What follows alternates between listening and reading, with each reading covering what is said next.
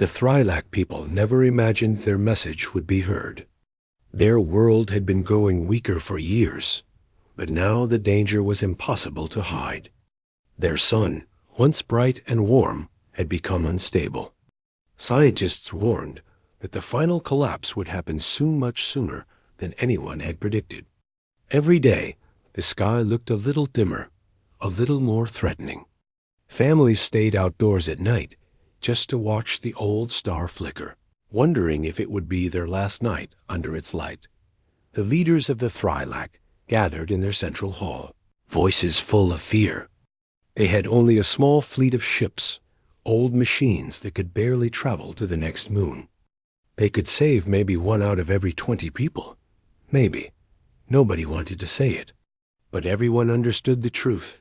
The majority of their population would not survive unless help came from outside their system.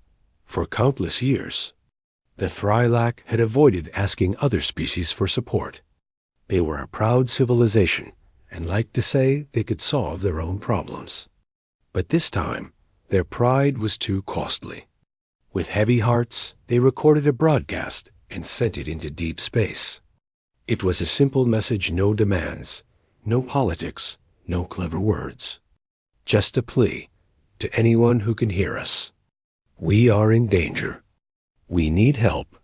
When the message left their world, many elders believed it would disappear into the void, ignored like so many other distress signals that vanished across the galaxy. Most advanced species did not interfere in such large-scale disasters. Some feared the political consequences. Others simply didn't care. And then there were the humans, the Deathworlders. The Thrilak had heard many stories about them, most of them frightening. Strange mammals from a dangerous planet, too emotional, too unpredictable, too stubborn. Some said humans were kind.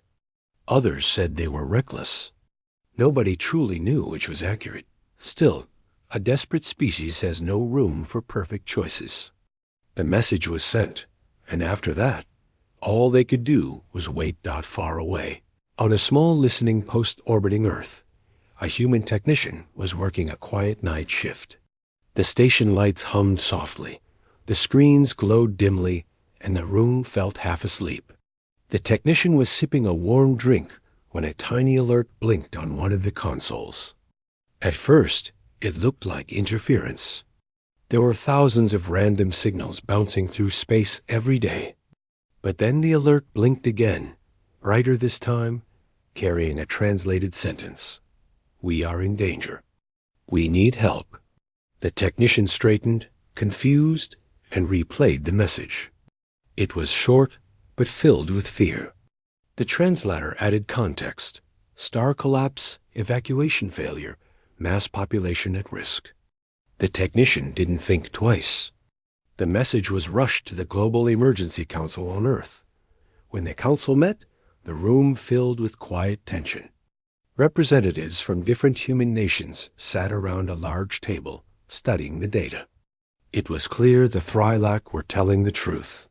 Their sun was collapsing at an unnatural speed, and they had no real chance to save themselves. The question wasn't whether the Thrilak were suffering. The question was whether humanity should get involved. Some council members worried about the risks. The Thrilak lived near hostile territories. Sending a large human fleet could lead to political problems or even conflict. Others argued that humans had a responsibility. If no one else was helping, then humans should. That belief, the simple idea of stepping in when someone needed help, had become a quiet core of human culture over the years.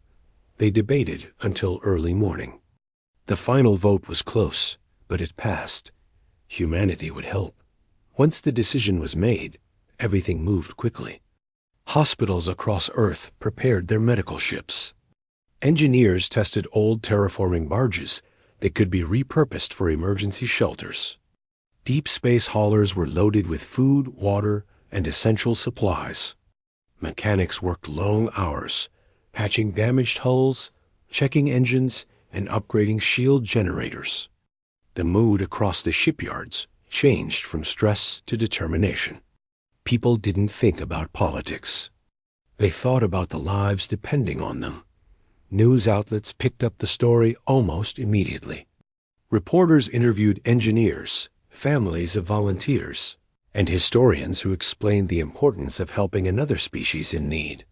Many called it one of the largest rescue efforts in human history.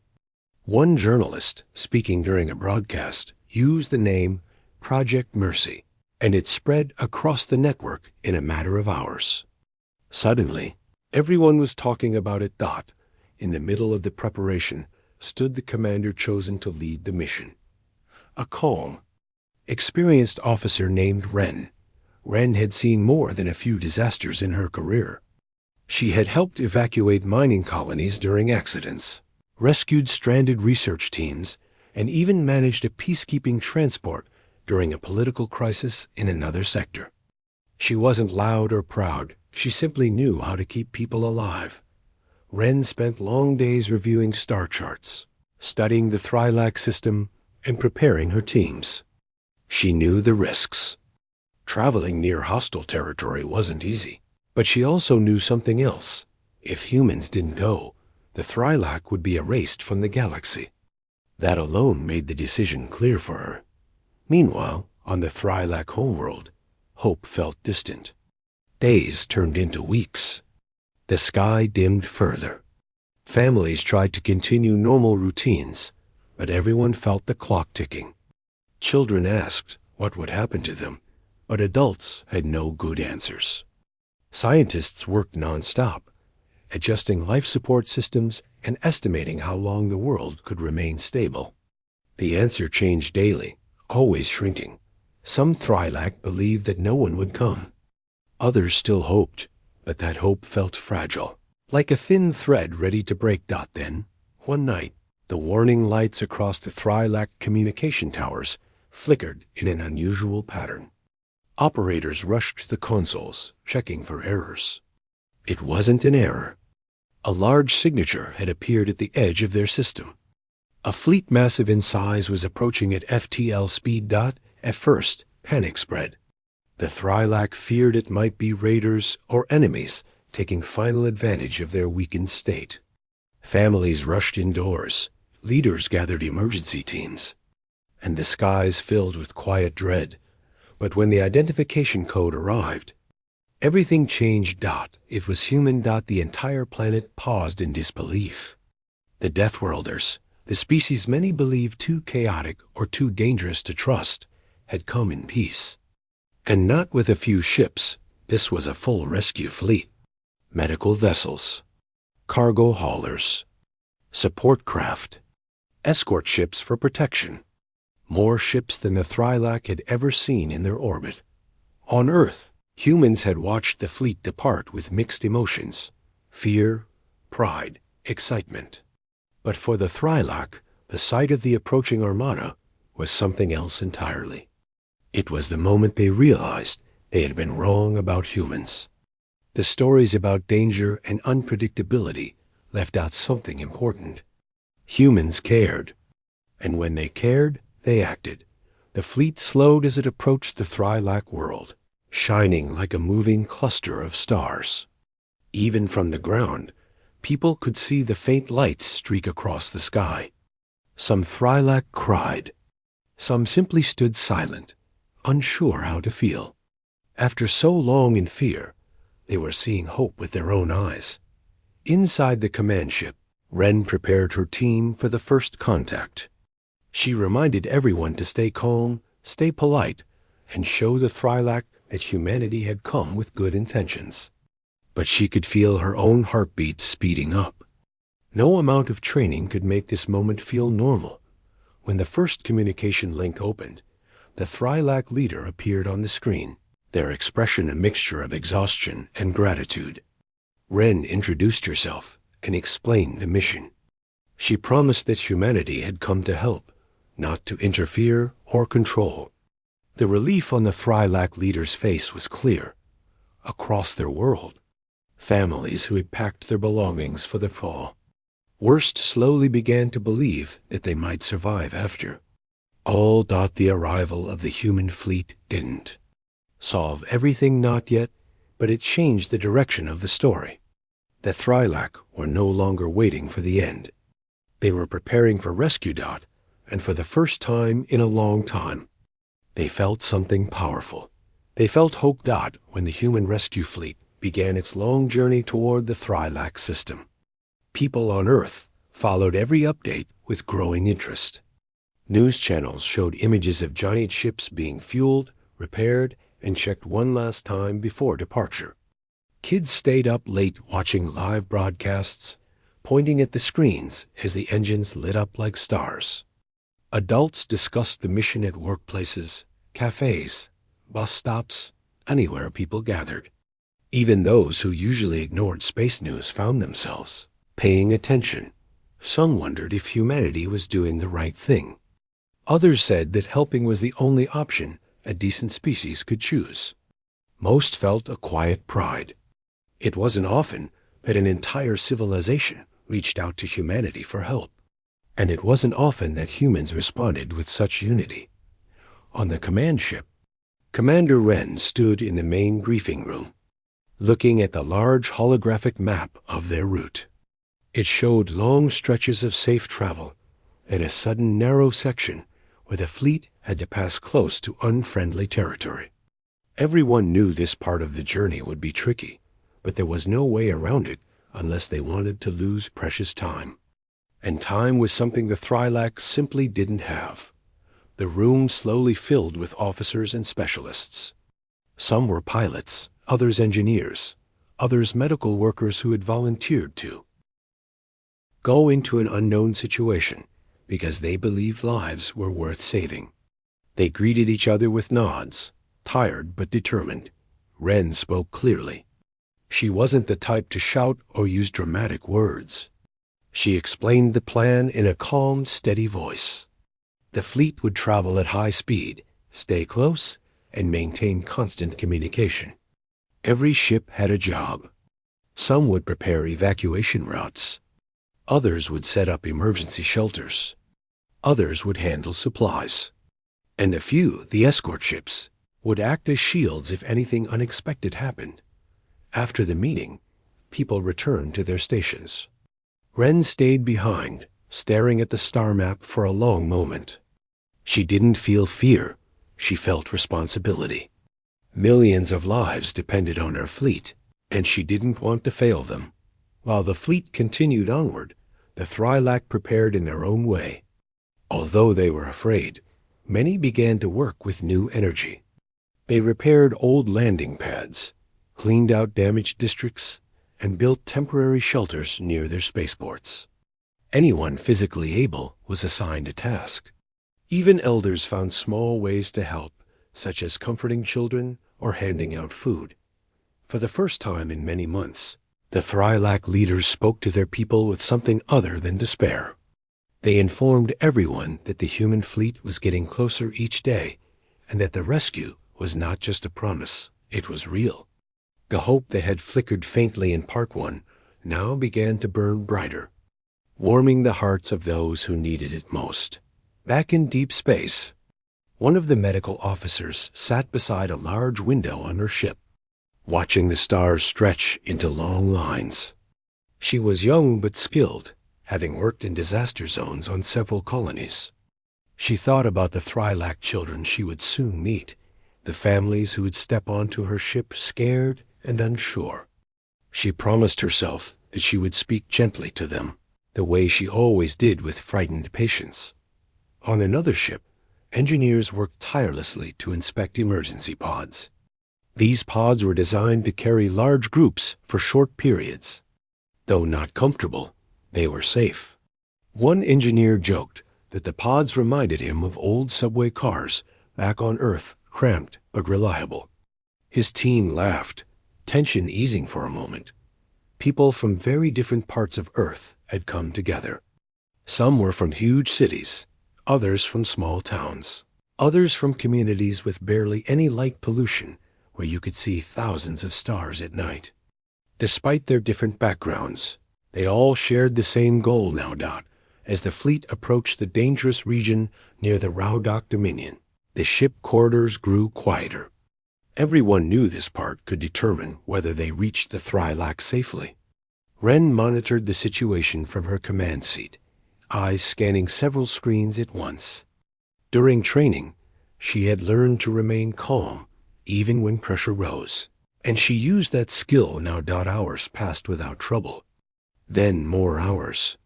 People began to relax slightly, though no one let their guard down completely. Even so, the silence felt like a good sign. The journey continued.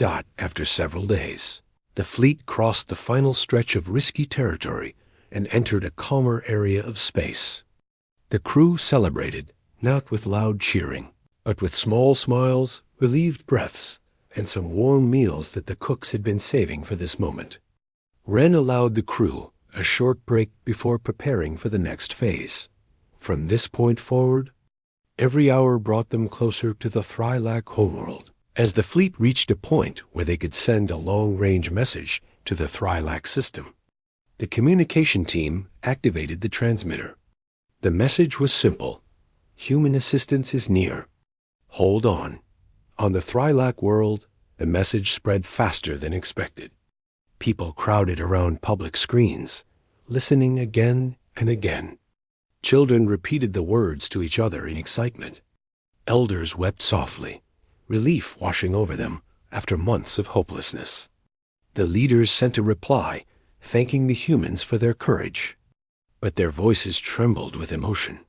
Meanwhile, Ren spoke to her crew again, explaining the new assignments they would receive once they arrived. Supply teams were divided into groups. Medical teams reviewed the latest health reports from the Thrylac. Navigation officers traced landing paths on their maps. Everyone moved with purpose. But even in the middle of all the preparation, small human moments continued to happen. Someone shared a story from home about their grandmother, who always said that helping others was the only thing that truly mattered in life. Another person showed a photo of their pet, saying they hoped to return soon and play with it again.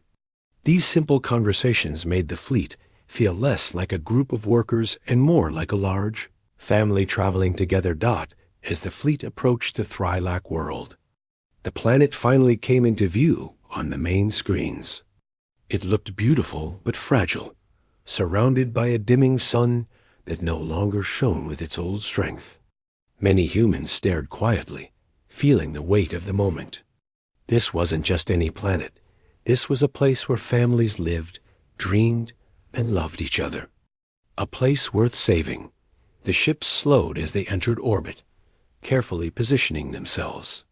Ren ordered all systems to go into rescue mode. Cargo doors opened. Medical bays powered up. Landing shuttles were prepared. Teams waited for the final signal from the Thrylac leaders. When the signal came, it carried a mixture of gratitude and fear. They welcomed the humans, but they also warned that time was slipping away faster each day. The rescue fleet wasted no time. Shuttles descended smoothly toward the surface, carrying supply teams, doctors, engineers, and volunteers. Human boots touched Thrylac soil for the first time, and the moment felt surreal. People who had once been strangers now stood face to face. The Thrylac were anxious at first, but the humans greeted them warmly. They offered water, blankets, and gentle words.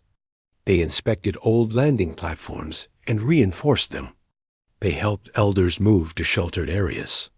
They held the hands of frightened children who didn't understand what was happening. Everywhere the humans went, they showed the same simple message: we're here to help. The Thrylac could feel it. They saw it in the careful way the humans lifted heavy equipment to protect them from strain. They heard it in the steady voices giving instructions without panic. They sensed it in the calm presence of people who had traveled across the galaxy not for reward, but because they believed every life mattered, even the most fearful. Thrylac began to relax. As the first day of preparation ended. The sun dimmed again, a reminder of how fragile the situation was. But unlike before, the Thrylac did not stare at the darkening sky with despair. They looked toward the orbiting fleet with quiet confidence. The humans had arrived. And now, the real work was about to begin. When the human fleet settled into orbit, everything seemed calm at first. Teams were already working alongside the Thrylak on the surface, carrying supplies, setting up medical camps, and helping local engineers repair damaged systems. It felt as if the rescue mission was finally moving forward after weeks of worry. But things changed early one morning, when a group of human technicians studying the star's condition noticed something unusual. They had been comparing the sun's behavior with older Thrylak records, trying to understand why it was collapsing so quickly. The numbers didn't match. No natural star, even an unstable one, should change this fast. One of the technicians frowned at the data, thinking maybe their equipment was malfunctioning. But after checking everything twice, then 3 times, the readings were still the same. The collapse wasn't random.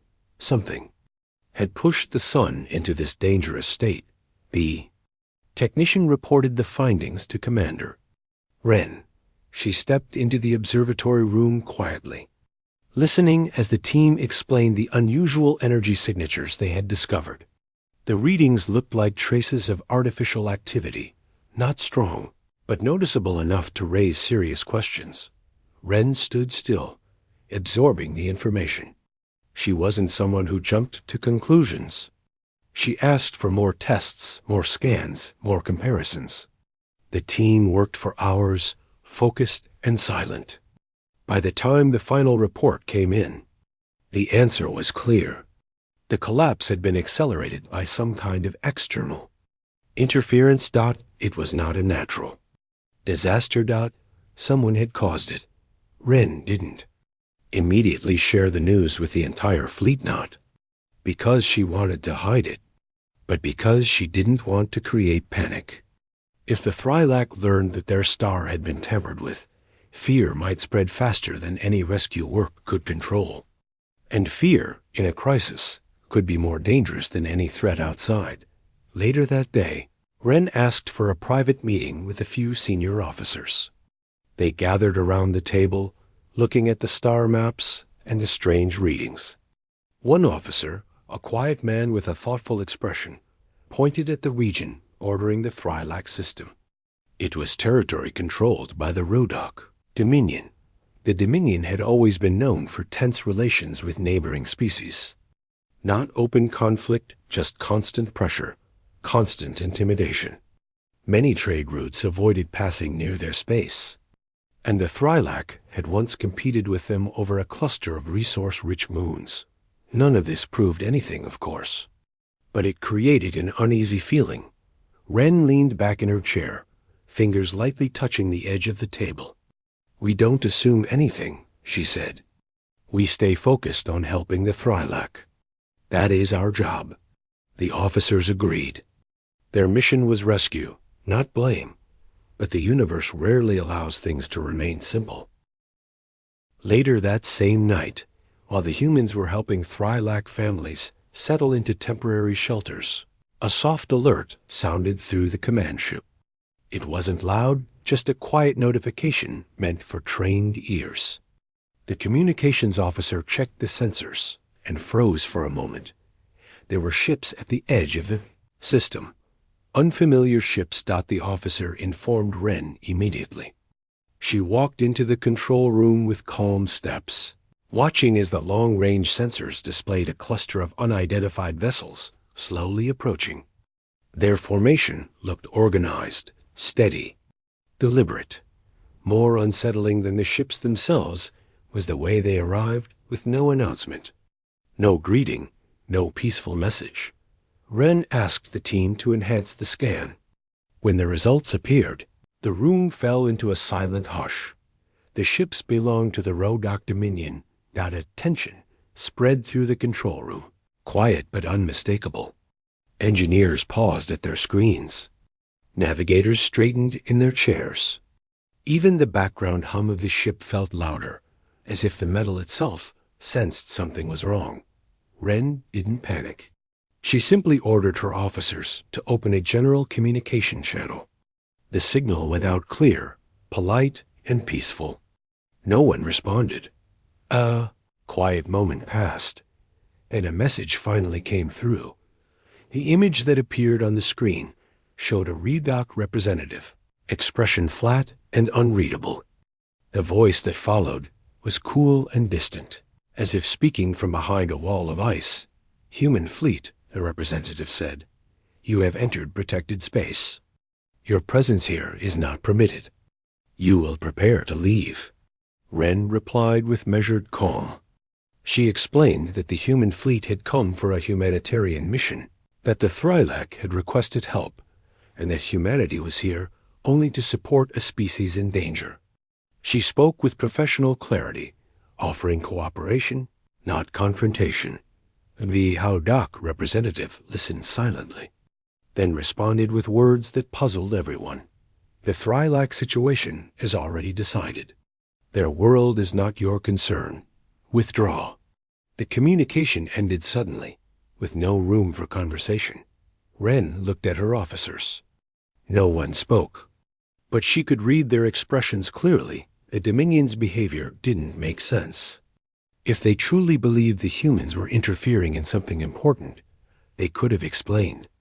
If they wanted diplomatic talks, they could have offered them. Instead, they showed up without warning and issued a demand. Something wasn't right. The next hours were filled with quiet tension. Human ships maintained their positions, not moving an inch closer to the Dominion vessels, but not backing away either. Nobody wanted conflict, but nobody wanted to abandon the Thrylak either. Meanwhile, down on the surface, Thrylak workers continued preparing for evacuation without knowing what was happening above them. Human volunteers kept busy helping families move towards safer areas, carrying belongings, organizing checklists, and making sure everyone understood the next steps. But even on the surface, people began to feel something in the air. Some of the communication systems were acting strangely, not failing, just slowing down or glitching at odd moments. A Thrylak technician approached a group of human engineers, asking politely if they could take a look. They agreed, opening one of the panels to examine the wiring dot as they worked. One of the engineers noticed something odd in the system logs. A recurring pattern appeared in the signal interference. It wasn't natural. It didn't look like random background noise. It looked like a blocking signal, something that intentionally jammed outgoing communication. He exchanged surprised glances with his team. They checked the logs again to be sure. The Thrylak distress call had been jammed, not fully stopped, but partially blocked. Enough to explain why so few species heard it. The engineer took the findings back to Wren. When she read the report, a heavy realization settled over her. First the star collapse readings, now the communication jamming. Both pointed in the same direction. These things were not accidents. Something, or someone, had wanted to make sure the Thrylak didn't receive help, and now that help had arrived, that same someone had finally shown up. But even with the unsettling discoveries, Wren refused to let fear dictate their actions.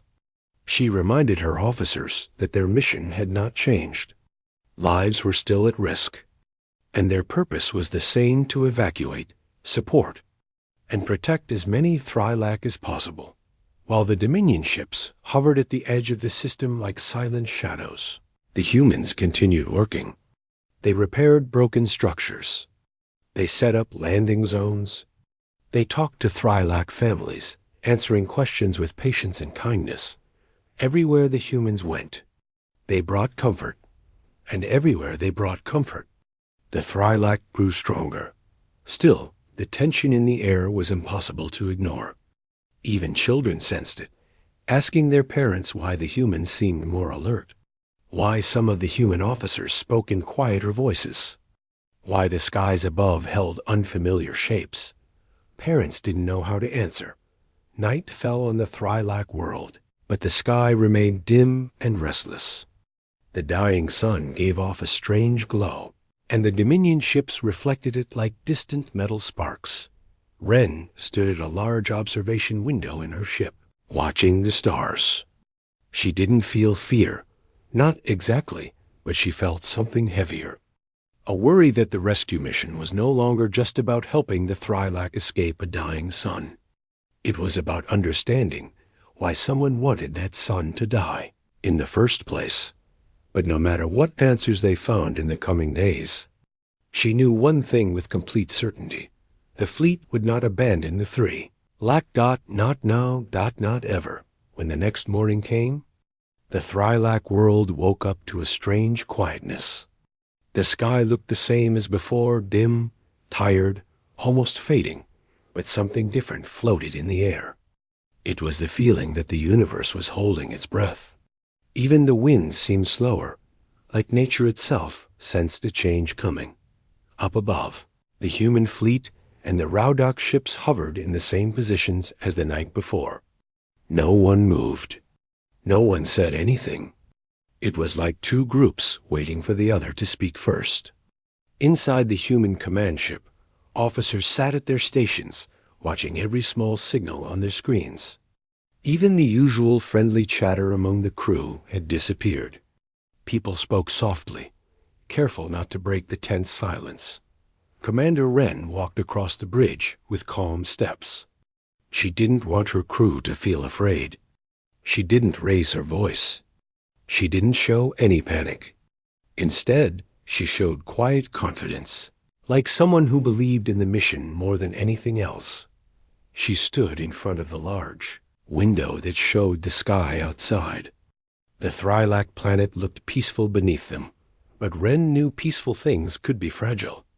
The Dominion ships in the distance were not attacking, but they were not leaving either. They were simply watching, waiting, observing every move the humans made. Wren ordered the fleet to keep all communication channels open. She hoped the Dominion might talk again, maybe clarify what they wanted. She didn't want conflict. Humans had come for rescue, not arguments. She believed that if they explained their intentions enough times, the Dominion would step aside. Hours passed. No message came. Meanwhile, human teams on the surface continued working with determination. Many volunteers had not slept properly in 2 days, but they refused to stop. They carried heavy equipment, built safety shelters, and helped Thrylak families move closer to evacuation zones. Some of the Thrylak tried to help the humans back, offering water or fruit, insisting the humans rest for a moment. But the humans always smiled gently and kept going. One human volunteer was helping a group of Thrylak children move their belongings. The children looked scared, especially when they asked about the strange ships in the sky. The volunteer knelt down and told them in a soft, friendly voice that the humans were here to protect them and that everything would be okay. The children seemed unsure at first, but they felt comforted by the warm tone. Across the planet, similar moments were happening. Humans calming fears. Humans offering reassurance. Humans standing strong even while their own hearts carried worries.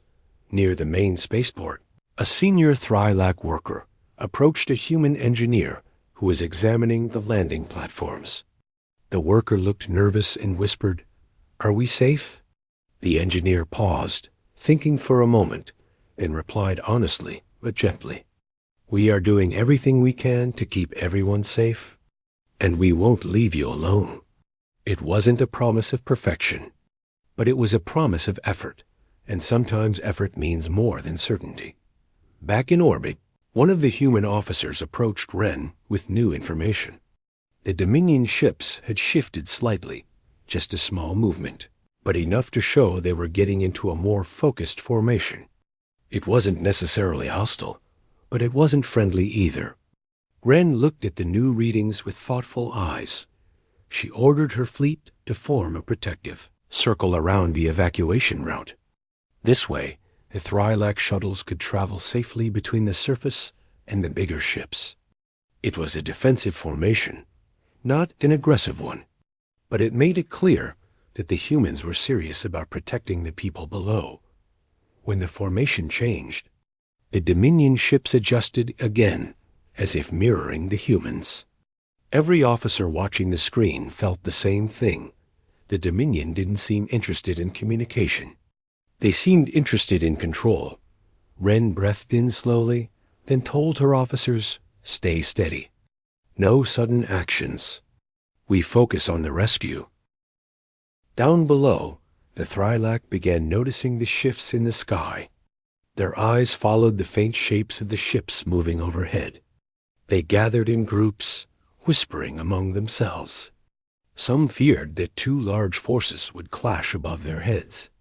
Others believed humans wouldn't allow anything bad to happen. One Thrylak elder approached a human medic and asked quietly if this rescue would still continue.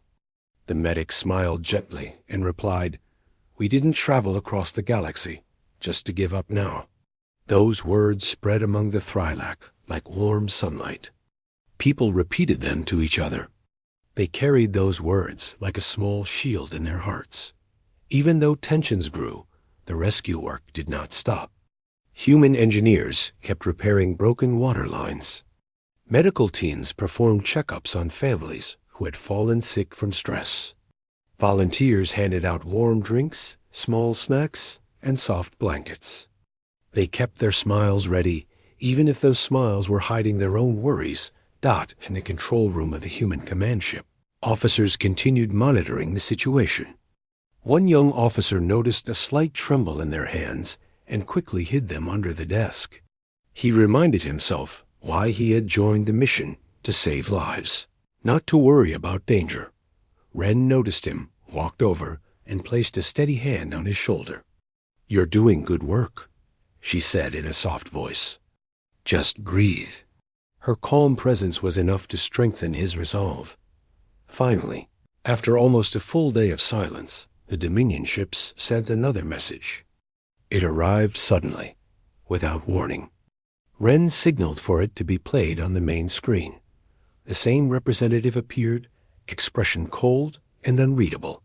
"Your presence continues to interfere with established boundaries," they said. "You must depart. This is your final notice." Wren answered with the same calm tone she always used. She explained once again that the humans were there to protect civilians, not to interfere in any political matter. She added that leaving the Thrylak right now would mean abandoning them to danger, something humanity could not morally accept. The Dominion representative stared for a moment, then said something that made the entire room go silent. "The Thrylak fate is not your responsibility." The message ended again. Wren turned to her officers. "Continue the rescue operations," she said. "Help every family, every worker, every child." Her voice didn't shake. On the surface, the sun dimmed again, casting a deeper shadow over the world. The Thrylak families looked up at the sky, feeling time slipping away as their star weakened. But when they looked back at the humans helping them, carrying their children, guiding them gently, they felt safer. As shuttles continued their trips to orbit, the humans made sure each group of passengers felt cared for. They spoke kindly, offered warm drinks, and reassured the frightened. The Thrylak noticed how the humans smiled, even when exhausted, how they moved quickly but carefully, never showing frustration. Throughout the day, shadows from the ships above drifted across the land. The Thrylak watched the human vessels fly overhead with a sense of growing respect. These visitors from a distant world were not acting like warriors or conquerors. They acted like protectors, like people who cared too much to walk away. In the final hours of the evening, as the sky turned a dim silver color, a strange calm settled over the land. Both humans and Thrylak sensed that this calm wouldn't last much longer. The Dominion ships were too close, too quiet, too watchful. But in the middle of that tension, the humans stood steady. They were tired, worried, and stretched thin, but their commitment never wavered. They were ready to continue helping, no matter how complicated the situation became. And somewhere deep in the hearts of the Thrylak, a new feeling began to grow. They had expected fear from the humans. Instead, they found strength, They had expected hesitation. Instead, they found courage. They had expected to be left alone in their darkest moment. Instead, they found the Deathworlders firm, calm, and unwilling to turn away. The next part of their story was about to unfold, and no one, not even the Dominion, could stop the humans from doing what they believed was right. Throughout the night, the Thrielac planet seemed calmer than usual, almost too calm. The air felt heavy, like something important was about to happen. Even the wind seemed afraid to move. People could sense it, both humans and the Thrielac. It was the feeling you get when the world waits for the next step, unsure whether it will bring relief or new trouble. High above the planet, the human fleet and the Dominion ships still faced each other in the same positions. Neither side spoke. Neither side moved closer or farther. They just watched, like two storms waiting for the right moment to break. Inside the human command ship, most of the crew had barely slept. Some sipped warm drinks to stay awake. Others quietly stretched to keep their minds alert. But no one complained.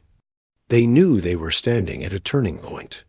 They knew every small decision mattered. Commander Wren stood near the central display, her eyes calmly tracking every tiny change in the Dominion formation. Her officers trusted her because she never raised her voice, never panicked, and never let fear take control. She was the type of leader who made people feel safe simply by standing in the room. A soft alert chimed on one of the screens. An officer looked up. "Commander, more Thrielac families are heading toward the evacuation point near the western ridge," he said. Wren nodded. "Prepare more shuttles. If they're coming this late, they must be scared. Make sure we welcome them with kindness." Down on the surface, the night lights from the human camps glowed gently across the rough ground. Several humans were guiding the new group of Thrielac toward the transport pads. Many of the Thrielac were elderly or carrying children. Some moved slowly, trembling from exhaustion. Human volunteers walked beside them, holding small lights, speaking softly so the families wouldn't feel overwhelmed. A human medical worker crouched beside an old Thrielac who had trouble walking. Without hesitation, the worker offered steady support, helping the elder lean on their shoulder. The elder looked surprised at first. No one in the past had treated their species with such simple, warm care. For a moment, the elder's eyes softened, realizing the humans truly meant no harm. Nearby, a young human technician helped a group of Thrielac children board a shuttle. The children kept staring up at the sky, pointing nervously at the shadows of the ships above. The technician gently reassured them that the humans were there to protect them and that everything would be all right. Even though the children didn't understand all the words, the tone was comforting enough that they slowly relaxed. Inside the shuttle, several Thrielac looked uneasy as they buckled into the seats. Human crew members walked down the aisle, checking each buckle carefully and smiling kindly at the passengers. They spoke in quiet voices, explaining what would happen once the shuttle lifted off. They didn't speak in complicated terms, just simple, honest comfort. Up in orbit, the Dominion ships tracked the shuttles with sharp precision. Everyone watching the screens on the human bridge felt a nervous tension. The Dominion's silence was the loudest part of the night. Still no communication. An officer said quietly. Wren folded her arms. "They don't want to negotiate. They want to control the outcome without talking." She paused, then added, "We won't let silence scare us into abandoning innocent people." Her words strengthened the entire room as the shuttle from the western ridge entered orbit. The human fleet adjusted their positions to guard its path. They did it gently, without any aggressive behavior. Their intention was clear: protect the passengers. The Dominion ships shifted again, matching the movement. Everyone watching felt their stomachs tighten. On the surface, the rescue camps were busier than ever. The humans worked in smooth coordination, passing supplies, guiding families, checking equipment, and keeping everyone calm. They acted like a single team with one purpose. A group of Thrylak approached a human volunteer and asked in trembling voices whether the Dominion would let them go. The volunteer didn't pretend to know the future, but they promised the Thrylak they would not be left behind. The sincerity in their eyes was enough to make the Thrylak believe them. Nearby, human engineers continued repairing a large water purifier that had broken earlier. They were tired, but they focused carefully on each small part. They knew the machine might be the only clean water source left for the families still waiting to evacuate. A Thrylak team watched quietly as the humans worked. When the system finally restarted and clean water began flowing again, the team smiled in a grateful, hopeful way that warmed the whole team. Back in orbit, the calm finally broke. A sudden transmission flashed across the human screens. The Dominion representative appeared again, their expression colder than ever. "You continue to disrupt established authority," the representative said. "This will not be tolerated. You have 1 hour to withdraw your fleet and leave the Thrylak population where they stand." The room became so quiet that everyone could hear their own heartbeat.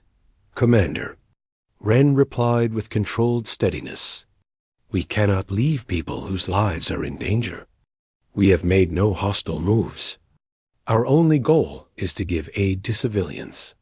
We ask again that you do not interfere with a humanitarian mission." The representative's eyes narrowed. "You misunderstand your position.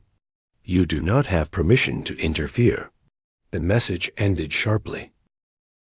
Wren let out a calm breath and looked around the room.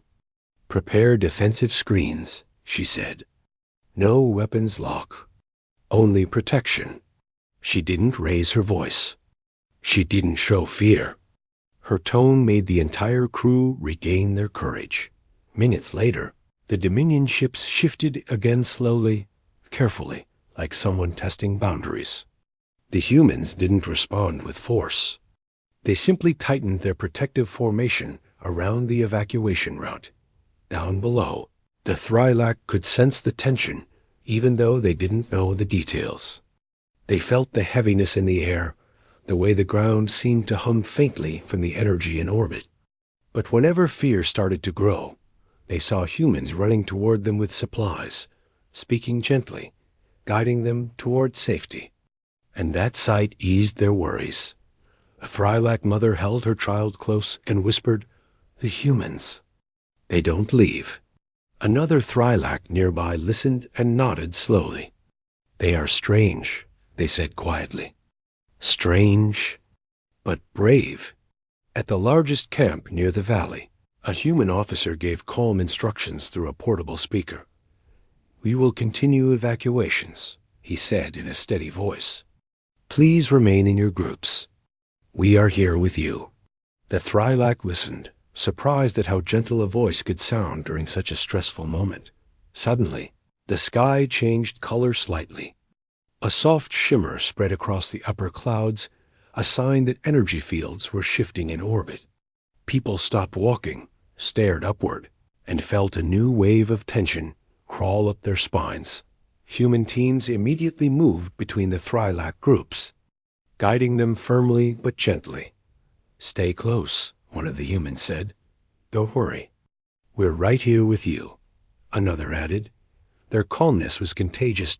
In orbit, the human defensive screens activated, forming a transparent layer around the fleet. There were no bright flashes, no loud signals, just a soft glow, like a shield made of quiet determination. The Dominion ships paused again.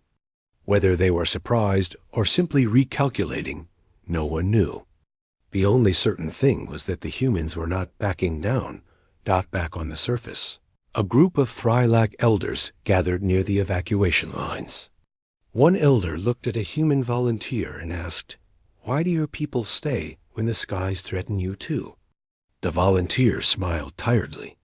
"Because doing the right thing isn't only for easy days." The elder lowered their head, touched by the honesty in that answer. Throughout the night, shuttles continued rising into the sky, glowing softly as they carried more families to safety. Every launch carried hope. Every landing carried relief. And each time a new shuttle reached orbit, the humans tightened their protective circle again, making sure no harm came to the passengers. As the hour passed, everyone waited to see what the Dominion would do. The silence in orbit grew heavier. The surface felt like it was holding its breath. Then, without warning, the Dominion ships drifted a little farther back, not retreating completely, but stepping away from the evacuation path. It was a small movement, but enough to show they were reconsidering their next step. Wren watched the screens closely. "Keep working," she said softly. "This isn't over." But hope had grown a little. Down below, the Thrylak noticed the tension easing. Some cried quietly out of relief. Some held their families tighter. And some looked at the humans with a gratitude that went beyond words. In the middle of the night, as the winds grew colder and the skies dimmed, one truth became clear. The humans were not leaving. Not now. Not ever. Not while innocent lives depended on them. They came as rescuers. They stood as protectors. And no demand, no warning, no silence from the Dominion could shake their commitment. The Thrylak had expected abandonment. Instead, they found loyalty. They had expected fear. Instead, they found courage.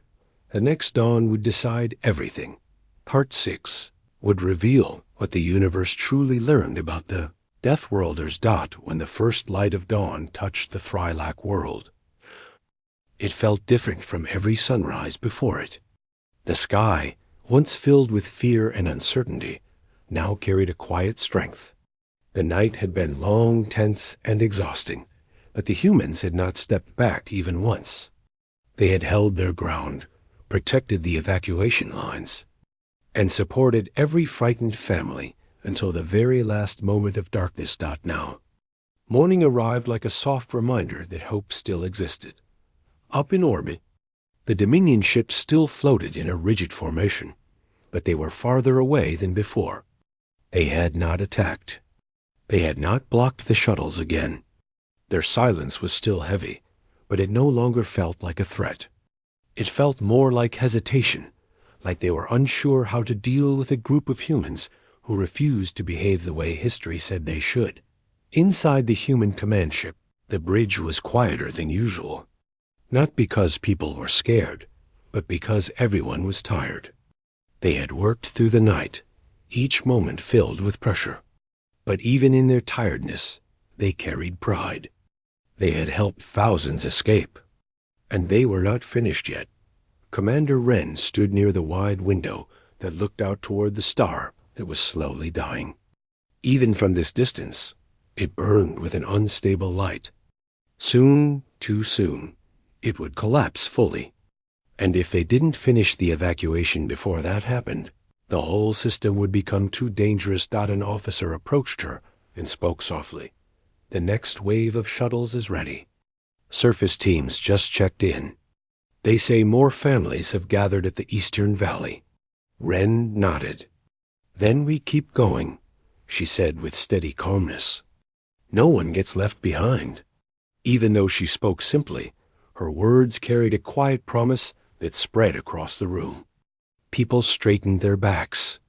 They returned to their stations with renewed focus. They knew this final day mattered more than any before it down on the surface. The morning light revealed hundreds of small details that had gone unnoticed in the dark. The evacuation camps were now buzzing with life. Humans worked quickly but gently, guiding new groups into transport lines. Thrylak families hurried to pack the last of their belongings, trying to bring pieces of their old life with them. A small carving, a simple tool, a blanket passed down through their families. Humans helped them carry these items without judgment or rush. They understood how important memories were, especially on a day like this. A group of young Thrylak stood near a transport pad, watching the human volunteers with wide eyes. One of the human workers crouched down to speak with them, using simple words and kind gestures. The children slowly smiled, realizing these strange off-world beings truly cared. Their fear softened into trust. Nearby, 2 human engineers inspected a makeshift power tower that was struggling to stay active. Without it, the evacuation pads might fail. Sweat rolled down their faces as they worked under the warm morning sun. A Thrylac elder watched them with deep respect, noticing how even the smallest human task was done with full heart and attention. "Why do you work so hard for us?" the elder finally asked the closest engineer. The engineer wiped their forehead and gave a friendly, tired laugh.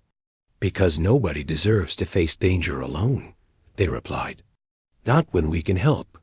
The simplicity of the answer touched the elder more than any long speech could have. Back in orbit, the humans continued monitoring the Dominion ships. The Dominion formation hadn't changed in an hour. It looked like they were uncertain sure whether to interfere or stay back. Perhaps the quiet bravery of the humans had surprised them.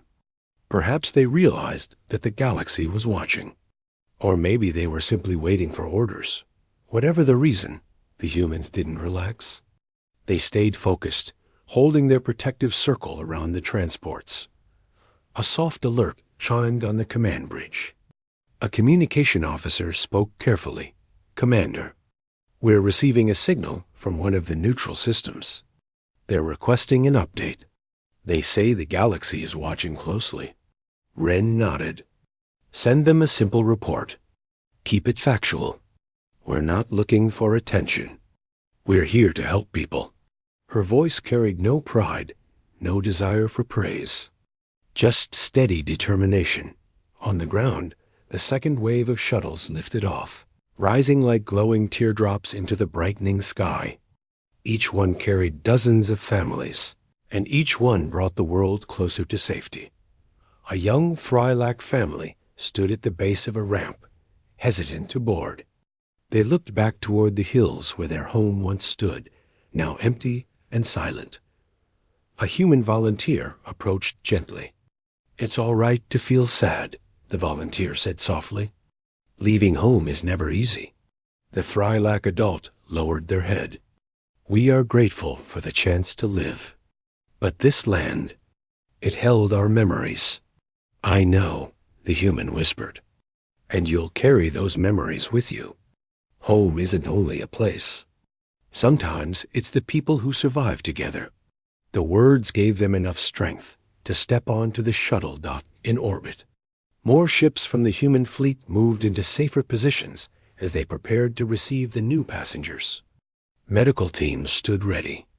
Support crews arranged food, shelter, and rest areas. Every human on board, no matter their rank or job, understood that this mission was about more than logistics. It was about giving hope. As the star pulsed more violently, the light flickered with a strange, uneven rhythm. Scientists on the human ship monitored the changes closely. "We might have less time than expected," one scientist said. "The collapse is accelerating." Wren took a deep breath. "Then we move faster," she replied.